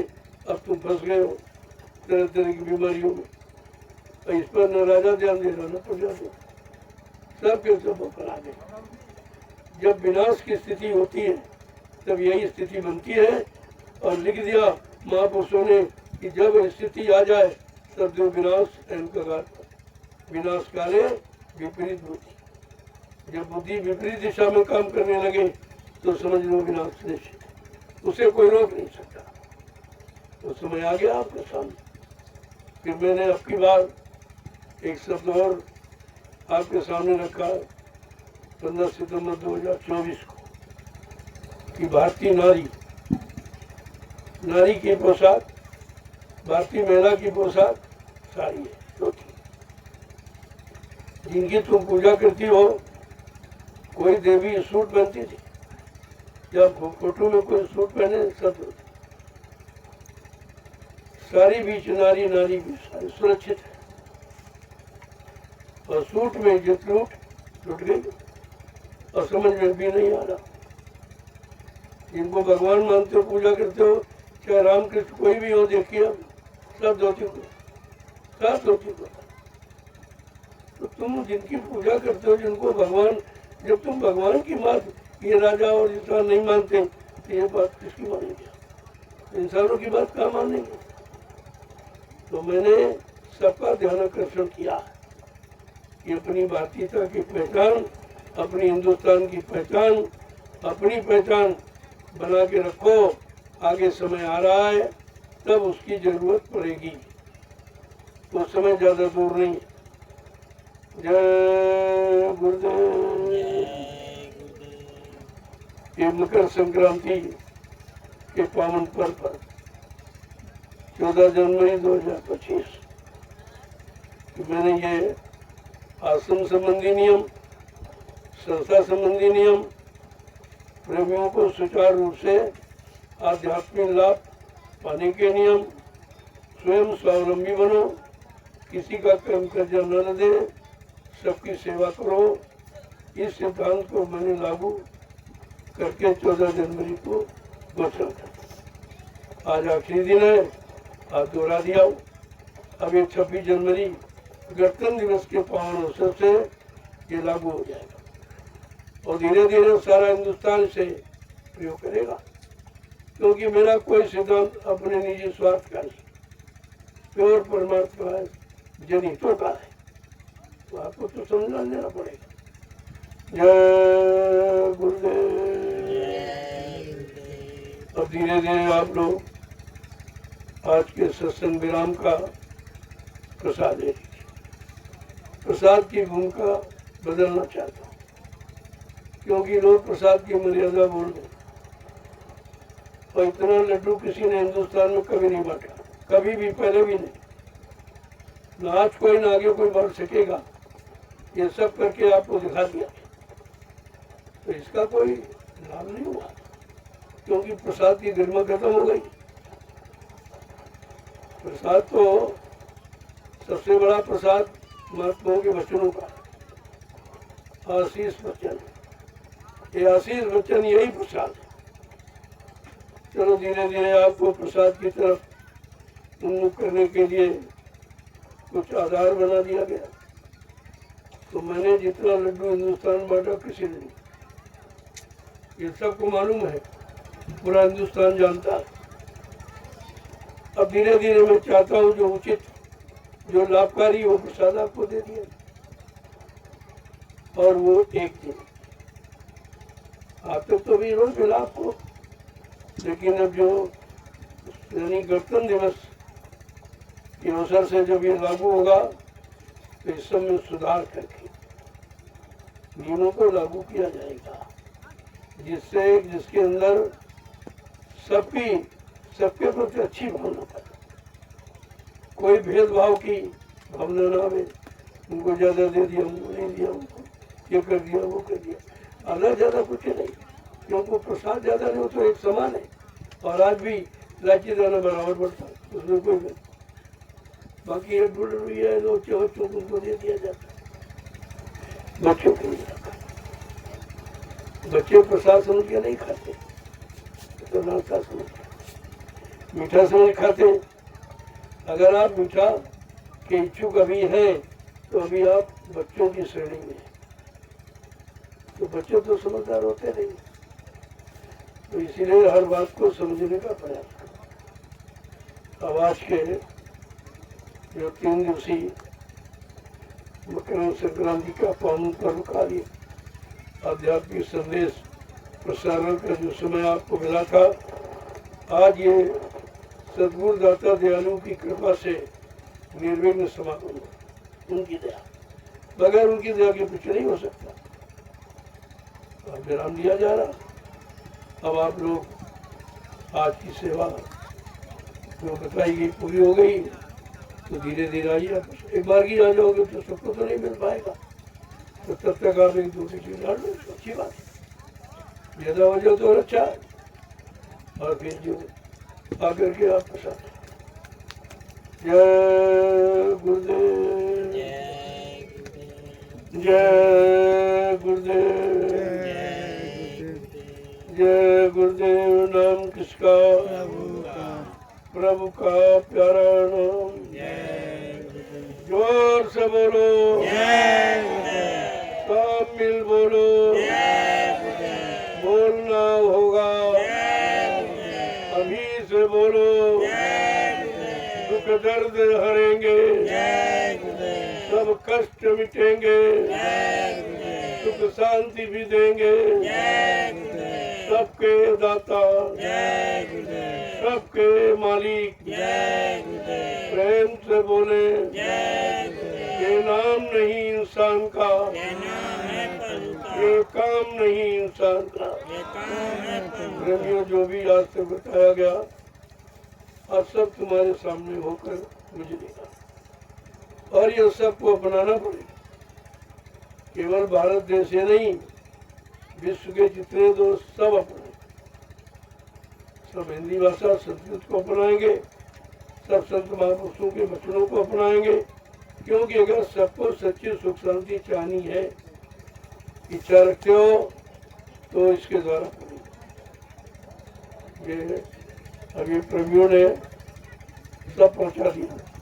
ये सीधा प्रसारण हो रहा, सारा हिंदुस्तान सुन रहा कि आज इस सदी के बिगड़ अवसर पर प्रेमी देखिए जो हिंदुस्तान में कहीं नहीं कोई नहीं करा सकता। यह सेवा किसी की बस की बात नहीं है। ये तो तुम्हारे सामने हो रहा। अगर कोई कहना नहीं है तो तुम करके दिखा दीजिए, तुम्हारी बात मान लेंगे। नहीं मजबूर और लाचार होकर तुमको इधर आना पड़ेगा और इन कार्यों को करना पड़ेगा। बिना इसके यहाँ आए ये नैमिषारण्य की पावन पवित्र भूमि जो 88,000 ऋषियों की तपोभूमि है, ये बुलाए, मैं नहीं बुलाऊँ, वो बुलाए। ये भूमि बुला लेगी सब और सबको आना पड़ेगा। यहाँ तो कोई भेदभाव है नहीं, मैं तो कोई भेदभाव नहीं। तो अपने हैं, गैर नहीं तो अपने हैं। जो सब अपने ही हैं तो कैसे भेदभाव रखा जाए। हाँ, अगर जो गुरुदेव नाम नहीं लेता तो एक बार उसको पराया मान लिया जाता है, लेकिन सब यही कर रहे हैं। तो ये तो दुकान चलाने के लिए ये नाम सभी रखेंगे। हम तो कहते हैं, अगर तुम कहते हो, तुम सच कहते हो तो जय गुरुदेव नाम जरा हटा के देखिए, 1 सेकेंड नहीं गया तुम कहाँ चले जाओ, 1 सेकेंड में नहीं ले सकते। ये नाम की महिमा है।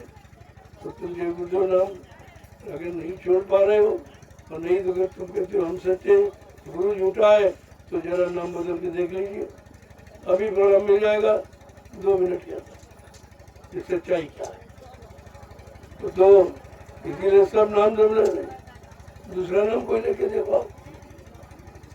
जब गुरु का नाम ले रहे तो गुरु को कैसे नहीं मानोगे, तो मानना पड़ेगा। नाम ले तो कहते नाम मानते लेकिन उनको नहीं मानते, तो फिर क्या मानते।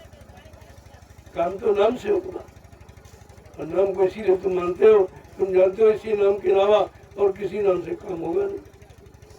तो करते सब वही है, लेकिन अब दुकान चलाने के लिए कोई ना कोई तो फार्मूला नया रखते ही लोग।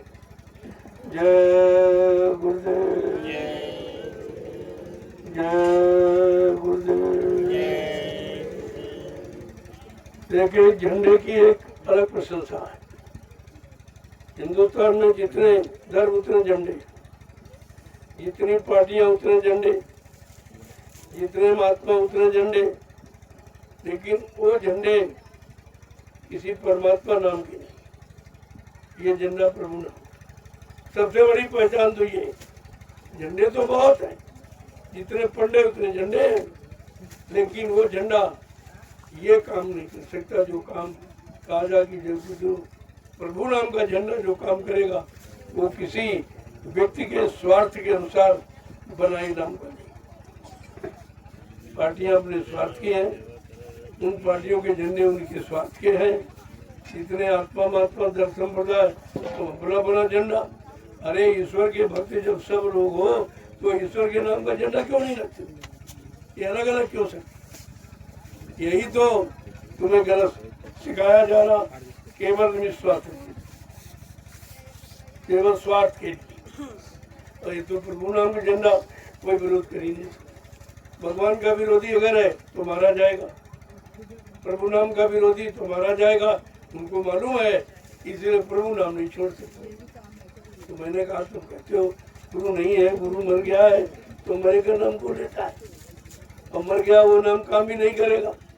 तो फिर जब तुम गुरु को नहीं मानते उनके नाम को क्यों मानते हो, क्यों लेते हो? जरा एक छोड़ को देखिए और पता चल जाए सच्चाई क्या है। जय गुरुदेव। अब आप लोग लाइन लगाइए। देखो, मैं आपको प्रणाम करता और आप यही करो। मैं तो नहीं कहता कि आप हमको प्रणाम करो, लेकिन मैं आपको प्रणाम करता। ये हमारा कर्तव्य है। गुरु नवे जो शिष्य को सच्चा साधु जान, वो सच्चा साधु जो अपनी जीवात्माओं को नमन करता, प्रणाम करता, इनको लेने आया तो वो प्रणाम करके कहता मैं तुम्हें प्रणाम करता हूँ, है जीवात्मा भी तू अपने घर की तरफ चलने को तैयार हो। ये प्रणाम का संबोधन ये है। जब वो पैर छुए जाते चरणों को प्रणाम किया, क्योंकि छूने से उनकी महिमा खत्म हो जाती। छूने के लायक आप नहीं हो, आप इन हाथों से अच्छे बुरे सभी काम करते हो, लिहाजा चरणों की मर्यादा खत्म हो जाती है। जय गुरुदेव। मैं तो खुद ही आपको करके दिखाता हूँ, मैं आपका दर्शन करता हूँ, आपको प्रणाम करता हूँ, प्रसाद देता हूँ। मैं तो आपसे कुछ नहीं लेता, न लेने की बात करता हूँ और न कोई स्वार्थ लोभ लालच की भावना रखता हूँ। तुम्हारा भला कल्याण हो जाए तो संत महापुरुषों का जो ऐलान है कि मेरे बच्चों को जन जन के कान तक पहुँचा देना, मैं पहले भी करता आज भी करूँ, मेरा कोई नया काम। पहले परमात्मा नाम का प्रचार, अब प्रभु नाम का प्रचार। परमात्मा सीमित होता जो समाज देश का कल्याण करता है, और प्रभु सर्वोपरि है जो जीवात्माओं का उद्धार करता है। दोनों की महिमा अपनी जगह पर है। जय गुरुदेव। अब आप आज के आखिरी सत्संग का प्रसाद। आगे गणतंत्र दिवस, ये तो दूसरे लोग है, लेकिन सम दरबार का आजादी का दिन अलग है। उस दिन आजाद, जिस दिन जीवात्मा आजाद हो जाएगी, मुक्त हो जाएगी, काल माया के कर्मों की बेड़ियों से मुक्त हो जाएगी, अपने घर पहुंच जाएगी, सच्ची आजादी स्वतंत्रता तब मानेगी। लेकिन पहले बाहर की बाद में अंदर की समझ में आ जाएगी। जय गुरुदेव।